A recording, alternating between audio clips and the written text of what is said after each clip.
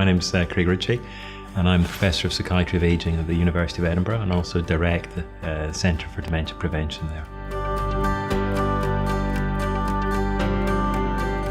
What I really wanted to get over was that preventing dementia was really within our grasp. It might actually be the case already that with enjoying better cardiovascular health, better reduced heart disease, we're seeing a reduction in the amount of people living with dementia, or the number of people getting a new diagnosis of dementia already in many parts of the world. So what I was trying to convey today was that with even more effort, we can make a massive impact on the number of people getting dementia.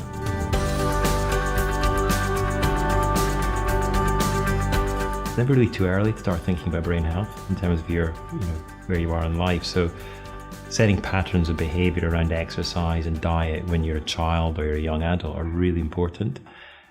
Because what we're really beginning to learn is that there's probably, if you like, critical periods when certain things will be of either a risk to your brain or a benefit to your brain.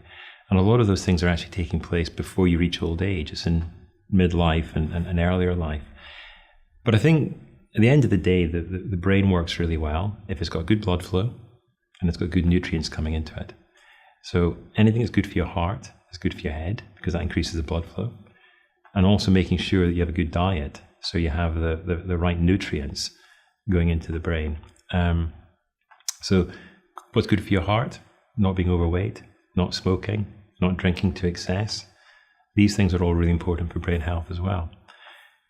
Probably what's more specific around brain health is kind of what we're doing now, getting into conversations, being socially active, because that really lights up the brain. So being with friends, being involved in sporting activities, doing hobbies, these types of things. And that's probably something that in retirement people should really focus on, is how they can maintain that social activity, because that's probably going to be really important in terms of maintaining brain health and therefore preventing dementia.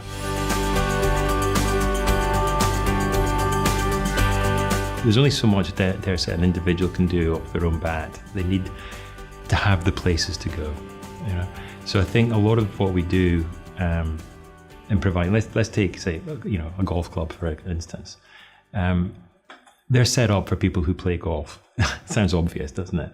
But if you're getting into retirement and you're maybe not playing golf so well, I've had a lot of patients or people have said they start getting excluded because they're not playing golf very well, they're slow, they're holding up other people. So you have to look at maybe those golf clubs recognizing this and saying, well, can we actually do other things around the club which encourages our members still to stay involved in the club and the social activity without necessarily having to play, such a great round of golf anymore. So I think the availability of things where people can be socially active and interactive is really critical. And I think what we've got to do as a society is actually look at ways of developing clubs, societies, settings where people with the earliest stages of dementia can still be fully integrated and really, the activities or whatever is going around about, include them and are inclusive rather than excluding them. The one thing I always suggest is that if people have been, crossword fans or Sudoku fans their whole life, doing more of the same isn't as sort of stimulating as doing something new. So I sort of joke sometimes that I don't play any musical instrument at all. I'm holding off on learning until I retire, because I think, if I turn 60, 65 and then start, picking up a guitar or playing the piano, the cognitive challenges of learning to play an instrument will probably be really good therapeutically to maintain brain health. So yeah, do the Sudoku, do the crosswords, but see if you can do new things, new learning, new activities. That's going to be the most sort of protective, if you like, for your brain.